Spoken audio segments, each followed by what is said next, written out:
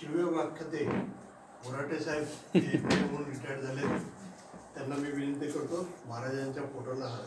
इतिहास तोंडपाठ सगळ्या किल्ल्यांची खडानखडा माहिती आहे त्यांना आणि माहिती नाही ते स्वतः जातात, सर्व शाळेमध्ये लेक्चर द्यायला पण जातात, किल्ल्यांवर जातात, इतिहास प्रेमी आणि शिवाजी महाराजांचे परमभक्त आमचे शेजारी आहेत.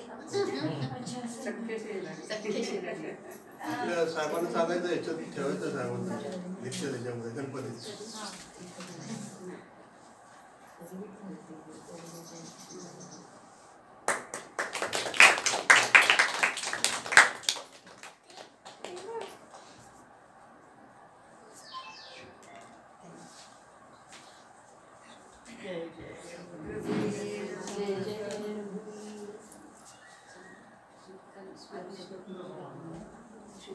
सारखे पूर्ण वैराग्य ज्याचे वशिष्ठा परिज्ञान योगेश्वराचे कपी वाल्मिका सारिका ऐसा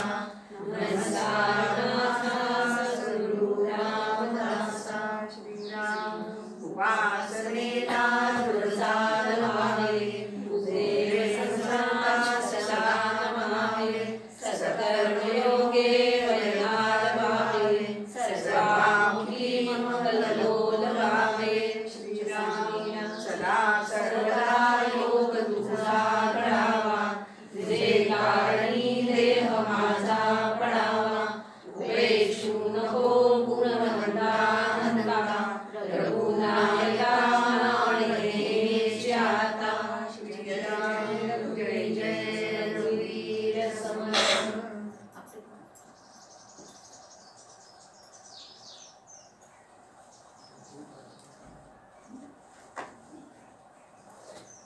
जय जय रघुवीर महिमा आचाट आहे. तर या गुरुपौर्णिमेला शब्दसुमनांजली वाहण्यासाठी म्हणून काही टोळीस भरलेल्या आहेत त्या तुमच्यासमोर सादर करते आहे.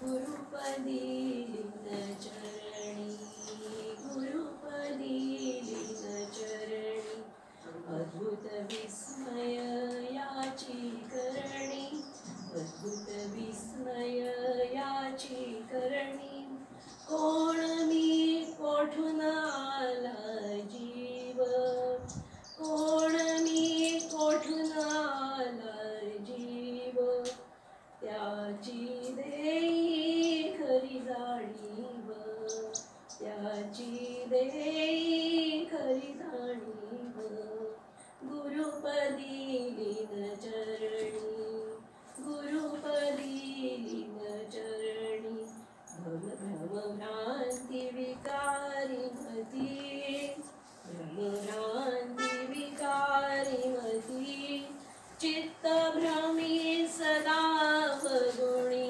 चित्तभ्रमी सदा वगुणी दूर करी मलिन भ्रांती दूर करी मलिन भ्रांती गुरुपदी लीन चरणी गुरुपदी लीन चरणी दृश्य जग नित्य भास दृश्य जग नित्य भास बोधी अमृतवाणी बोधी अमृतवाणी मायलावी ब्रह्मास मायलावी ब्रह्मास गुरुपदी लीन चरणी गुरुपदी लीन चरणी मनमाया लोभी गुंदले मनमाया लोभी गुंदले गुरुमाऊली मन जाणी गुरुमाऊली मन जाणी सत्य मिथ्या जाणमले सत्य मिथ्या जाणमले गुरुपदी लीन चरणी गुरुपदी लीन चरणी कसे कोठे मन गुंतते कसे कोठे मन गुंतते. त्यांच्याकडे जा आणि त्यांच्याकडनं सगळ्या युक्त्या शिकून घ्या की काय पद्धतीने मी विचार केला, काय पद्धतीने साधना केली, म्हणजे ते जिथं पोचलेले आहे तिथं त्या धामाला आम्हाला सुद्धा अत्यंत निवांतपणे शांतपणे राहता येईल. म्हणून अनुभव हा या क्षेत्रामध्ये फार महत्वाचा आहे आणि समर्थांचा तर त्याच्यावर अतिशय भर आहे. प्रचिती घेणं राहूच नाही म्हणतात ते नुसतंच ऐकलं सांगितलं बोललं असं नाही, तर प्रत्येक गोष्टीचा अनुभव पाहिजे आणि अनुभव असला तरच माणूस हळूहळू काय होत जातो, तर अजून शहाणा होत जातो.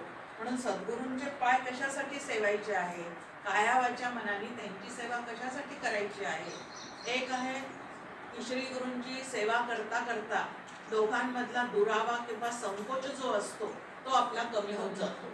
सेवा हा दारवंठा असं आपल्यासमोर मांडणी आहे की भगवंतापर्यंत पोचायचं असेल तर संतांची सेवा सद्गुरूंची सेवा करता करता आपल्या मनात अनेक जे संशय आहेत, देवाविषयी आहे, आपण कोण आहे याविषयी आहे, ब्रह्मनामाचं तत्व खरंच आहे की नाही याविषयी सुद्धा आपल्याबद्दल मध्ये काय असतात, अनेक संशय असतात.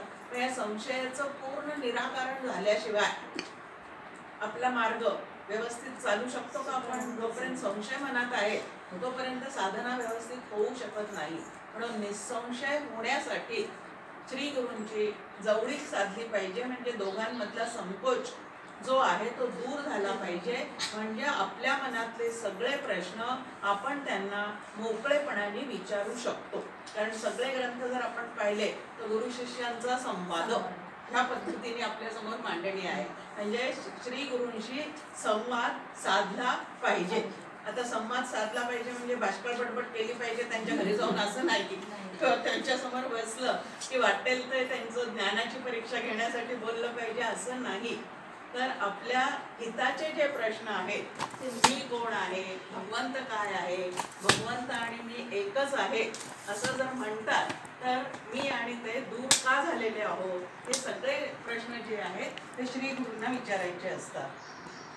ज्ञान नाम पादसेवन सद्गुरुपदी अनन्यपण निरसावया जन्म मरण याता याती. की जन्म मरणाचा जो फेरा भजनामध्ये आपण म्हणतो की जन्म मृत्यूतून आता आमची काय झाली पाहिजे, सुटका झाली पाहिजे.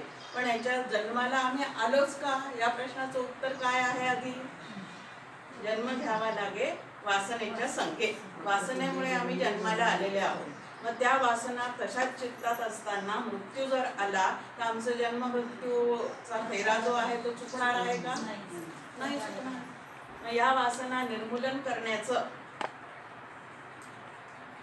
शास्त्र कसं आहे, मनातून त्या वासना आम्हाला कशा सोडवून घ्याव्या लागतील, या दृश्य जगतामध्ये खरंच सुख आहे का? कारण सगळ्या वासना कशा संदर्भात असतात की जगामध्ये विषय आहे, त्या विषयांच्या भोगामध्ये आपल्याला सुख मिळणार आहे, ते जितके जास्त भोगू तितकं आपल्याला सुख मिळणार आहे, अशी चुकीचीच कल्पना आपल्या मनामध्ये अखंड आहे.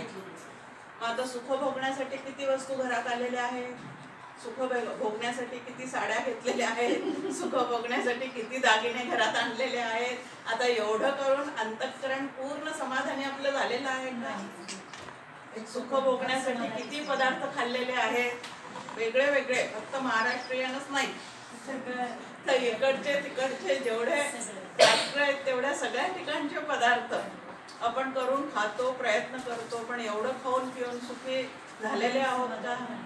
याचं उत्तर येतं नाही.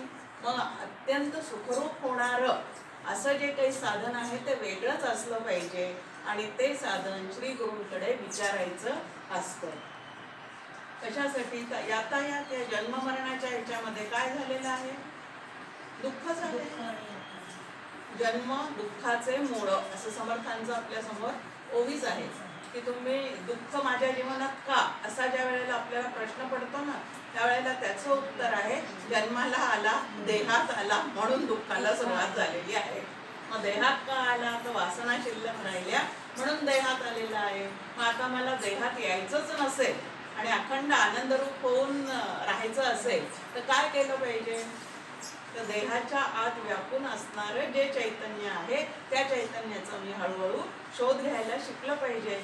ही सगळी यातायात जे सुखदुःखांचा खेळ माझ्या आयुष्यात चाललेला आहे ती जर मला संपवायची असेल तर जन्माला आलो म्हणून ते जर सुरू झालेलं असेल तर आता जन्म मृत्यूतून सुटका करून घेणारं काय साधन आहे ते तरी लक्षात घेतलं पाहिजे, किंवा तत्वज्ञान श्री गुरूंकडनं समजून घेऊन अजर आणि अमर असणारा आत्मा मी आहे, जन्म मृत्यू देहाचे आहे, त्याचा माझा काही संबंध नाही, हे तत्वज्ञान तरी आतमध्ये पूर्णपणे आपल्या उतरलं पाहिजे. तरच ही जी यातायात आहे ती तुमची आमची पूर्णपणे थांबू शकते.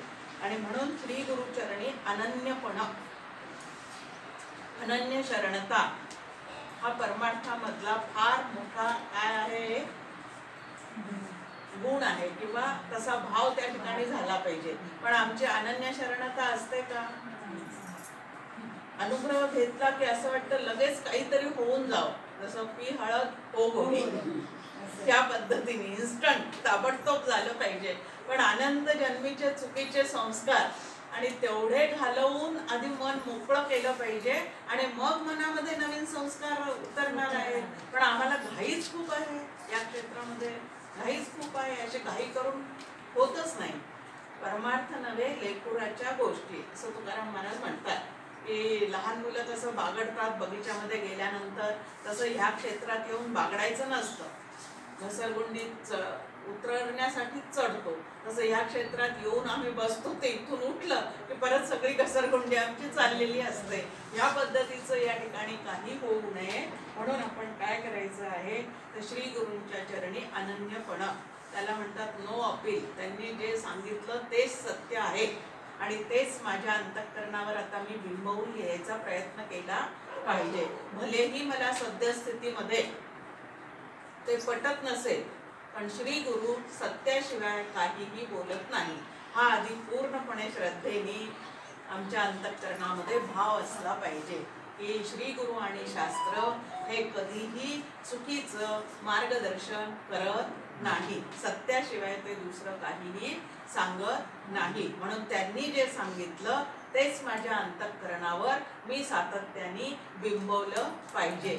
मनुष्य वचनाचा भरवसा धरू नये, डॉक्टर काका आपल्याला म्हणतात. इतर लोकांच्या वचनाचा भरवसा धरू नका. कोणाच्या वचनाचा भरवसा धरायचा आहे तर संतांच्या वचनाचा भरवसा, म्हणजे ते मात्र आपल्याला पूर्णपणे आपल्या खऱ्या हिताचं कल्याणाचं सांगत असतात. म्हणून सद्गुरु कृपे विण काही भवतर्णव पावतो नाही, या कारणे लवलाही सद्गुरु पाय सेवावे. या भवसागरातून म्हणजे या सुखदुःखाने भरलेल्या भवसागरातून, सुखदुःखाने भरलेला आहे, चिंतेने व्यापलेला आहे, भयाने व्यापलेला आहे, हा संसार समुद्र कसा आहे तर या पद्धतीचा आहे. मग याच्यातून मला तरुण जायचं आहे म्हणजे काय करायचं आहे, नावेतून आपण तरुण जातो म्हणजे या काठावरून त्या काठावर जातो, तसं ह्या अनुभवातून पलीकडच्या अनुभवापर्यंत आम्हाला जायचंय. आता या अलीकडच्या काठावरचा अनुभव कुठला आहे, सुख दुःख चिंता उद्वेग राग द्वेष हे सगळे अलीकडचे अनुभव आहेत. आता ह्याच्या या भवसागरातून तरुण आम्हाला पलीकडे जायचं, मग तिकडे गेल्यानंतर आमच्याला काय मिळणार आहे, शांती आनंद तृप्ती प्रेम सर्वाभूती प्रेम, ह्या गोष्टी ज्या आहेत त्या आम्हाला प्राप्त होणार आहेत. मग अलीकडून पलीकडे जाण्यासाठी जसा नावेचा उपयोग आहे तसं या काठावरून त्या काठावर नेण्यासाठी सद्गुरू सारखा कर्णधार नावाडी पदामध्ये आपण म्हणतो, गोंदवलेकर महाराजांचे विशेष पद जे आहेत त्यामध्ये की ते आम्हाला इकडून तिकडे घेऊन जाणारे आहेत. म्हणजे त्यांनी दिलेलं जे साधन आहे तेच मला अनुभवाच्या ह्या प्रांताकडून दुसऱ्या प्रांताकडे घेऊन जाणार आहे. पण केव्हा घेऊन जाईल ते तर त्यांच्या शब्दावर पूर्ण, त्यांच्या वचनावर पूर्ण विश्वास असेल तर. अविश्वास असेल तर घेऊन जाईल का ते? आता सद्गुरू घेऊन जातात तर सद्गुरू वचनावरचा विश्वास आम्हाला तिकडे घेऊन जाईल, तर सद्गुरू वचनांवरचा विश्वास जो आहे तो आम्हाला तिकडे घेऊन जाईल. सद्वस्तू दाखवी सद्गुरू सकळ सारासार विचारू, परब्रह्माचा निर्धारू अंतरी बाणे. एरवी कोणी एऱ्या गबाळाने येऊन आम्हाला सांगितलं ना तू ब्रह्म आहेस तर आम्हाला ते पटणं शक्य नाही. पण संतांचे बोल कसे असतात तर अनुभवाचे असतात. आधी ते ब्रह्मरूप झालेले आहेत, आधी ते देवरूप झालेले आहेत, देवाची आणि त्यांची प्रत्यक्ष भेट झालेली आहे आणि म्हणून ते आपल्याला मार्गदर्शन करू शकतात. पण ज्यांनी तो कधी पाहिलाच नाही, त्याला एक उदाहरण दिलं जातं. पहा, आता शाळेमध्ये असताना जे भूगोल शिकवणारे शिक्षक असतात ते नकाशातून आपल्याला हे इथं आहे, ते तिथं आहे, सगळं दाखवतात. एकाही गावाला ते गेलेले नाही, एकाही प्रदेशाला ते गेलेले नाही, पण त्या ठिकाणी ते तेवढा भाग शिकवून ते मुलंही पास होऊन जातात, तेही होतं. पण इकडच्या क्षेत्रात असं नाहीये.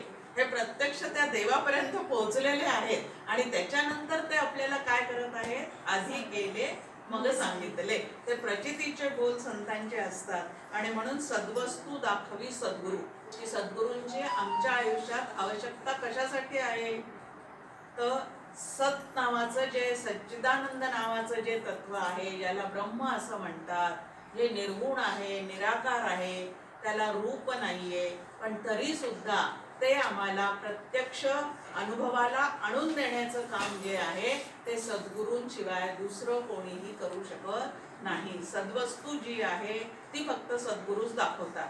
बाकीच्या ज्या वस्तू आहेत किंवा दृश्य जगतातल्या, जसं आता आपण म्हणलं घर दाखवतो, फर्निचर दाखवतो, ते दाखवणारे पुष्कळ जण आहे. साड्यांचा ढीग दाखवतो, प्रदेश दाखवतो. आता ते गाईड असतात ते आपल्याला तिथली माहिती देतात, म्हणजे त्या प्रदेशाचं ज्ञान देतात. असं बाहेरच्या जगातलं ज्ञान देणारे पुष्कळ आहेत, पण अंतःकरणात असणारा ज्ञानघन परमात्मा दाखवणारे फक्त सद्गुरूच असतात. आणि म्हणून सद्गुरू काय पाहिजे, तर सद्वस्तू दाखवी सद्गुरू, सकळ सारा सार विचारू. सार काय आणि असार काय याचा विचार आम्हाला अंतःकरणामध्ये पटवून देण्याचं सामर्थ्य सद्गुरूंच्या प्रबोध शक्तीमध्येच असतं, इतर कोणाच्या ठिकाणी ते नसतं. कारण काय आहे त्याचं, कारण वक्ता असावा साचारा अनुभवाचा. ह्या पद्धतीने ते सद्गुरू जे आहेत ते पूर्णपणे त्याचा अनुभव घेतलेले असतात. म्हणून सार काय आणि असार काय ह्याचं जे व्यवस्थित मार्गदर्शन करू शकतात ते सद्गुरू. आम्ही काय केले पाहिजे, तर त्यांना धरून राहिलं पाहिजे. परब्रह्माचा निर्धारू अंतरी बाणे. परत सद्गुरू करताना अनेक आपल्या समोर प्रश्न येतात. समाधीचा अनुग्रह घेतला जातो. आता खरोखरी समाधीचा अनुग्रह आपण घेतला, समाधान तिथं थोडा काळ आपल्याला होतं, पण मनात निर्माण होणारे मनाची सुद्धा जाणीव नाही. मन वाचा तिथं, मन वाचा तिथं असं ते झालेलं आहे. मनाच्याही पलीकडे असलेला कल्पनेच्या पलीकडचा थोडं इकडे थोडं तिकडे, मनाच्या कल्पनेपलीकडचा अनुभव. तर मनाचा कल्पना करणे हा स्वभाव आहे ना, हा अनुभव कल्पना मी कुणीतरी जाणणार आहे ते तुर्यामध्ये आहे, होय. मला समजलंय. मी कुणीतरी जाणणार आहे आणि जोपर्यंत जाणणारा शिल्लक आहे तोपर्यंत तोपर्यंत द्वैत आहे. मध्ये म्हणजे ती आलं की द्वैत दोन्ही एक आहे असंच तोपर्यंत बघायचं. द्वैत आहे. उन्मनीमध्ये द्वैत संपतं. हो, तिथं मी जाणणारा आहे हे शिल्लक. एकच राहतो तो आणि हा एक झाला. मनाची सुद्धा जाणीव नाही. मन वाचा तिथं, मन वाचा तिथं असं ते झालेलं आहे. मनाच्याही पलीकडे असलेला कल्पनेच्या पलीकडचा थोडं इकडे थोडं तिकडे, मनाच्या कल्पनेपलीकडचा अनुभव. तर मनाचा कल्पना करणे हा स्वभाव आहे ना, हा अनुभव कल्पना मी कुणीतरी जाणणार आहे ते तुर्यामध्ये आहे, होय. मला समजलंय. मी कुणीतरी जाणणार आहे आणि जोपर्यंत जाणणारा शिल्लक आहे तोपर्यंत तोपर्यंत द्वैत आहे. मध्ये म्हणजे ती आलं की द्वैत दोन्ही आहे. एक आहे असंच तोपर्यंत बघायचं. द्वैत आहे. उन्मनीमध्ये द्वैत संपतं. हो, तिथं मी जाणणारा आहे हे शिल्लक. एकच राहतो तो आणि हा एक.